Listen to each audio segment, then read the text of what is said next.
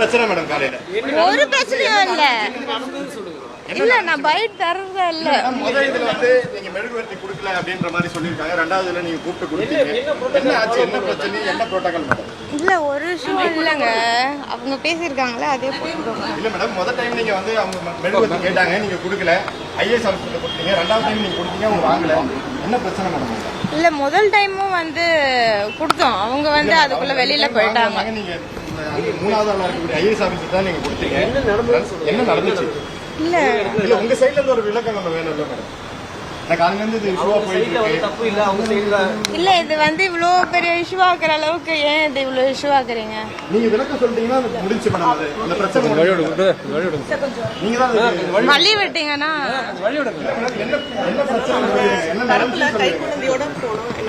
இல்ல அசிங்கெல்லாம் யாரும் படுத்தலங்க. இப்போ புரோட்டோகால் படி ஒரு இன்னைக்கு ஸ்கூல் ஸ்டார்ட் ஆகுது. எல்லா பசங்களும் வந்து விடுமுறை முடிச்சுட்டு இன்னைக்கு ஸ்கூலுக்கு வந்திருக்காங்க. அதனால வந்து ஆஸ் அ எம்எல்ஏவா வந்து அந்த இடத்துல உங்களுக்கு கார்பரேஷன் சார்பாக இன்வைட் கொடுத்துருந்தோம்.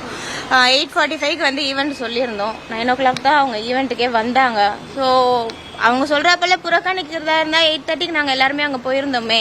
நாங்க ரிப்பன் கட் பண்ணிட்டு போயிருந்திருக்கலாமே. புறக்கணிக்கலே எம்எல்ஏ வருவாங்கன்னாங்க. அதனால நம்ம இருந்தோம்.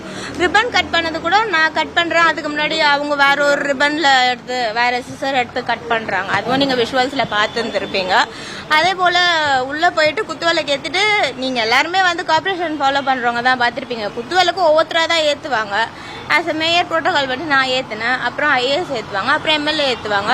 அதுக்கப்புறம் கவுன்சிலரோ இல்லை சேர்மன் யார் இருக்காங்களோ அவங்க ஏற்றுவாங்க. அந்த ஃபார்மேட்டில் தான் இன்னைக்கு போகணும். அவங்க யாரும் ஒரு வார்த்தை விஷுவல்ஸில் பார்த்ததுன்னா தெரிஞ்சிருவோம். யாரும் ஒரு வார்த்தை அவங்கள எதுவும் அவதூறாக பேசல, எதுவுமே பண்ணலை. அவங்களா வெளியில் போயிட்டாங்க.